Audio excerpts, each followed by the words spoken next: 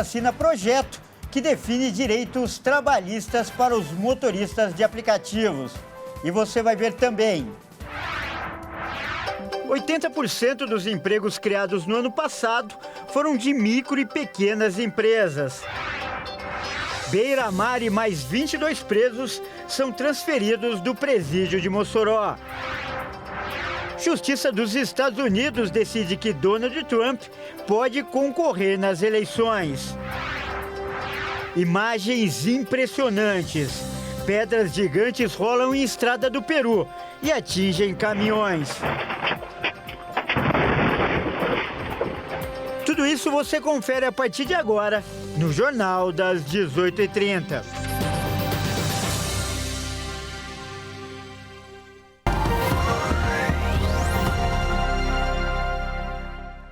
Olá, seja muito bem-vindo. Nós estamos ao vivo. São 18 horas e 33 minutos pelo horário de Brasília. Eu sou o Kleber Werneck e a partir de agora você confere comigo as notícias do Brasil e do mundo desta segunda-feira. Aliás, uma ótima semana para você que nos assiste.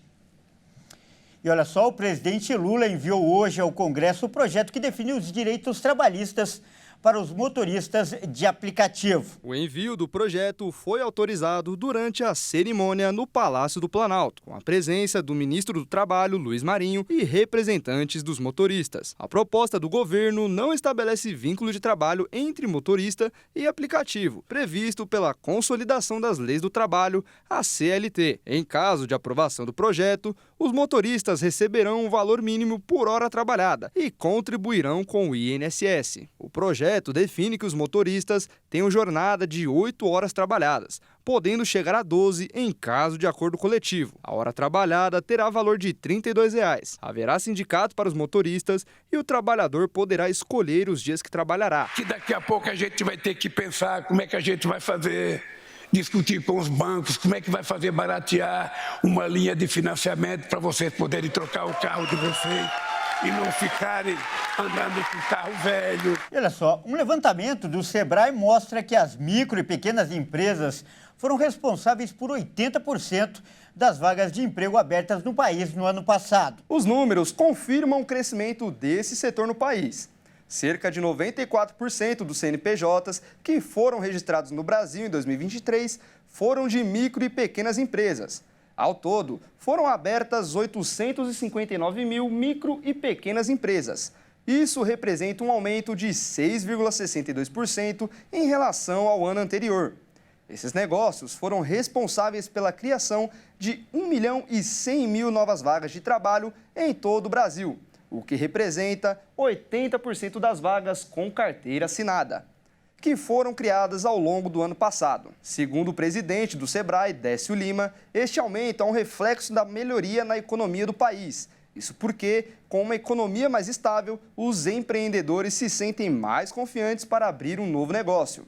Além disso, as condições de crédito para quem quer abrir uma empresa estão mais seguras para os micro e pequenos empresários. Fazem parte desse grupo as empresas que faturam no máximo R$ 4.800.000 por ano. E a gente muda de assunto agora para falar de segurança. O traficante Fernandinho Beira-Mar e outros 22 presos foram transferidos do Presídio Federal de Mossoró, no Rio Grande do Norte, em uma operação sigilosa. Fernandinho Beira-Mar e mais 23 presos foram transferidos do presídio em Mossoró, no Rio Grande do Norte, no último sábado.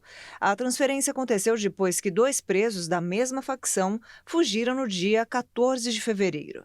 Beira-Mar foi levado para a Penitenciária Federal de Catanduvas, no Paraná, em uma operação sigilosa. Pelo menos outros 2 detentos do Acre também foram transferidos de Mossoró para Catanduvas. Beira-Mar tinha chegado à penitenciária de Mossoró neste ano, quando foi transferido de Campo Grande em 13 de janeiro. Na ocasião, outro preso, Marcinho VP, fez o caminho inverso, deixando Mossoró e indo para Campo Grande, numa medida tomada pela Polícia Federal Penal por questão de segurança. A fuga de Deibson Nascimento e Rogério Mendonça, da Penitenciária Federal de Mossoró, no último dia 14, foi a primeira a ser registrada na história do Sistema Prisional Federal, criado em 2006. Os investigadores da Força Tarefa, que buscam os fugitivos, cercaram neste domingo uma fazenda em Baraúna, onde moradores da região relataram ter visto os foragidos durante a madrugada. A Polícia Federal passou a oferecer uma recompensa em dinheiro de R$30 mil por informações que levem à captura dos foragidos. Olha, e para falar mais sobre essa crise no sistema penitenciário nacional, nós vamos conversar agora com um especialista, o advogado Flávio Bastos, ele que é professor, especialista também em segurança pública da Universidade Presbiteriana Mackenzie, aqui em São Paulo. Boa noite, doutor Flávio, seja muito bem-vindo, é um grande prazer recebê-lo aqui no Jornal das 18h30. Boa noite, Kleber, e aos telespectadores, o prazer é meu, muito obrigado pelo convite. Doutor, primeiro ponto, essa fuga de Mossoró é um sinal de alerta?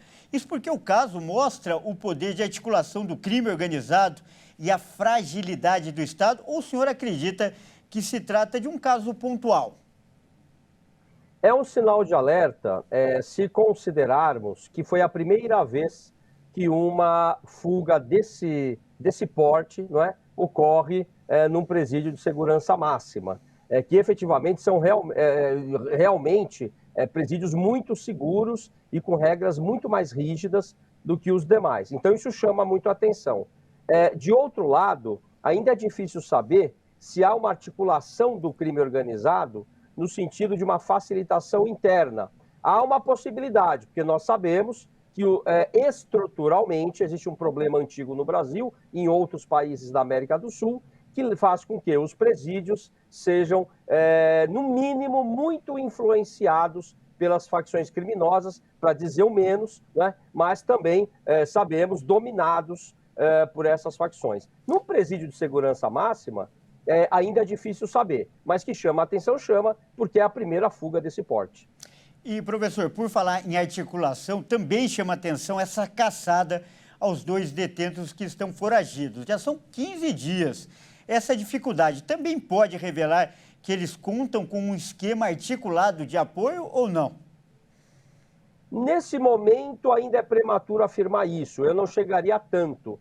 É evidente que é possível uma ajuda, pode estar ocorrendo, mas como também ameaças. Então, imagine que houve até o caso em que eles ameaçaram uma das vítimas a quem eles obrigaram a dar comida, pediram um celular, a vítima não tinha um celular, eles agrediram, e nada impede que eles digam: sabemos onde você mora, se você der alguma informação, nós voltamos aqui. Então pode ser ameaça, pode ser articulação lá fora dessa rede, porque as organizações já são várias hoje no Brasil e na América do Sul, e efetivamente elas têm articulações, inclusive em regiões mais afastadas hoje, até mesmo regiões como a Amazônia, o crime organizado já está presente. Então ainda é muito prematuro, mas eu também gostaria de ressaltar que não é a primeira vez, do ponto de vista da fuga, que nós vemos um caso em que as forças de segurança têm muito trabalho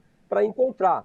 Considere-se aqui a dimensão do território brasileiro, a mata fechada, e assim por diante. Então, não é de se estranhar, não é? Certamente as forças de segurança terão sucesso, mas teremos que aguardar isso ainda.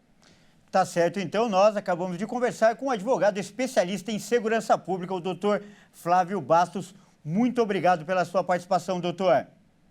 Muito obrigado, boa noite a todos. É a você também, Kleber. Grande abraço. E veja a seguir, Justiça dos Estados Unidos decide que Trump pode concorrer nas eleições. E ainda, pedras gigantes rolam em estrada do Peru e atingem caminhões. Nós vamos mostrar essas imagens impressionantes depois do intervalo. Até já!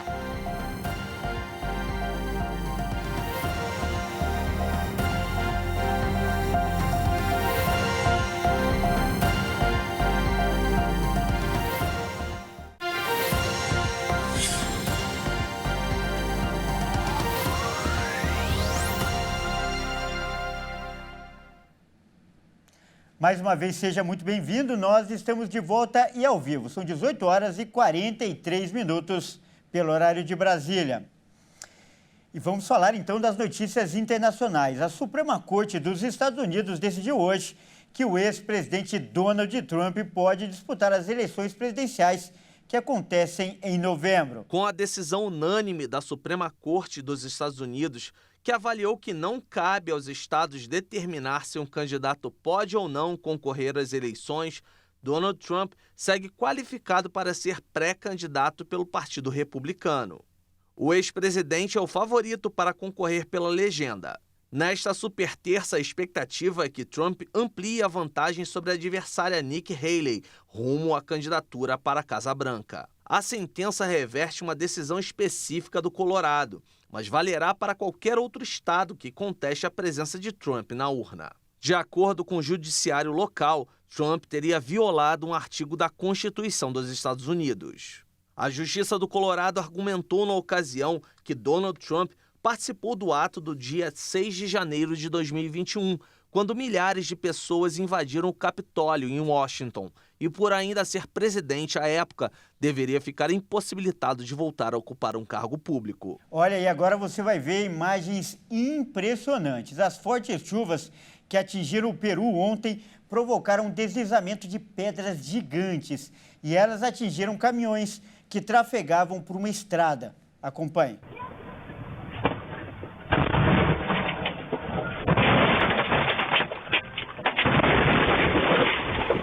Nas imagens impressionantes, ao ver as pedras caindo, um dos motoristas dos caminhões pula do veículo e, em outro momento, podemos ver a destruição causada na rodovia e o trânsito interditado após o acidente. A empresa que tem a concessão do trecho informou que foi ordenado o fechamento total de Corcona a Casapalca para a limpeza e reparação da estrada.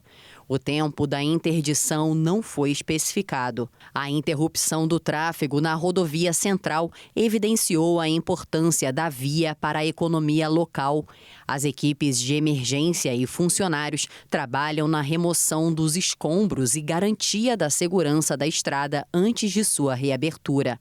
A situação também chamou a atenção para a necessidade de medidas preventivas e de manutenção contínua em áreas propensas a deslizamentos, especialmente durante a temporada de chuvas, e ressaltou ainda a resiliência dos motoristas e moradores locais, acostumados a enfrentar condições adversas devido à geografia desafiadora da região. E agora é hora de falar de esportes aqui no Jornal das 18h30. E quem traz as informações, como sempre, é ele, Leonardo Félix.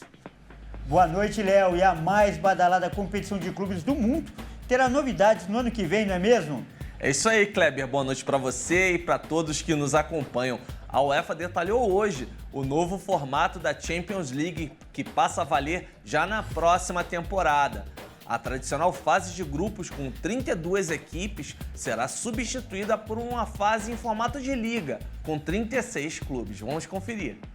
No novo formato da Liga dos Campeões da Europa, cada time jogará 8 partidas na primeira fase. Um sorteio vai definir os adversários. As equipes serão divididas em 4 potes, de acordo com o ranking da UEFA. Cada participante enfrentará 2 equipes de cada pote, com metade dos jogos disputados como mandante e a outra metade como visitante. Os 8 clubes que tiverem as melhores campanhas nessa fase de liga garantirão vaga direta nas oitavas de final da Champions. Os times colocados entre a 9ª e a 24ª posição irão para um play-off, valendo 8 vagas nas oitavas. Os classificados entre a 25ª e a 36ª posição são eliminados diretamente. A partir das oitavas de final, o regulamento é como você já conhece. Os clubes se enfrentam em jogos de ida e volta, em formato eliminatório. Quem tiver o maior placar agregado se classifica, sem critério de desempate por gols marcados fora de casa. E a final segue sendo disputada em partida única, em local neutro. Vamos falar agora de futebol nacional. O Atlético Paranaense já tem novo treinador. Conta pra gente. É isso mesmo, Kleber. O Furacão anunciou oficialmente a contratação do técnico Cuca. O profissional chega para substituir o colombiano Juan Carlos Osório, que foi demitido pelo clube no último fim de semana. O treinador será apresentado nesta terça-feira no Centro de Treinamento do Caju. A estreia será diante do Londrina no domingo em Curitiba, em partida de volta das quartas de final do Campeonato Paranaense. Na ida, o Furacão perdeu por 1-0. Em junho do ano passado, após a demissão de Paulo Turra, o Cuca chegou a ser procurado pelo Atlético, mas alegou querer primeiro resolver questões particulares. É isso aí, Kleber. Eu volto na próxima quarta-feira com mais informações dos esportes aqui no Jornal das 6h30. Combinado, Léo. Até quarta. Grande abraço. Grande abraço.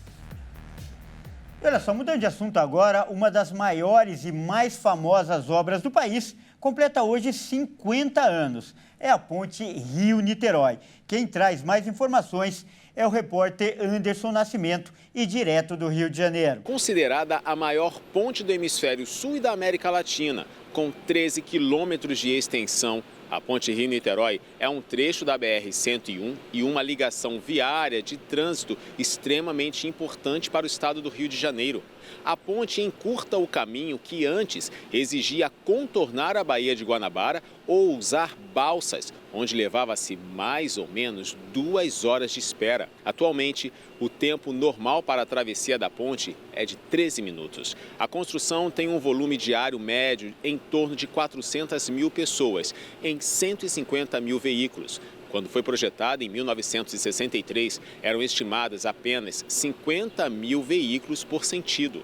Hoje, em grandes feriados, chegam a passar mais de 100 mil. Considerada um marco da engenharia nacional, a ponte tem o maior vão em viga reta contínua do mundo, o vão central, com 300 metros de comprimento e 72 metros de altura. Outro número que impressiona é o total de vigas, são 1.152 ao longo da estrutura. Muitas melhorias foram efetuadas ao longo desses 50 anos. No ano 2000, por exemplo, o asfalto do vão central foi substituído por um piso de concreto com resistência alta, enquanto a superestrutura metálica foi reforçada. Hoje, são usados diversos recursos tecnológicos, como drones e câmeras de alta resolução para o acompanhamento do trecho. Olha, e essa é a Semana da Mulher. Na sexta-feira será comemorado o Dia Internacional das Mulheres. E para reforçar a importância dessa data e principalmente da luta pela igualdade de gêneros, nós vamos exibir aqui no Jornal das 18h30 uma série de entrevistas com especialistas de diversas áreas.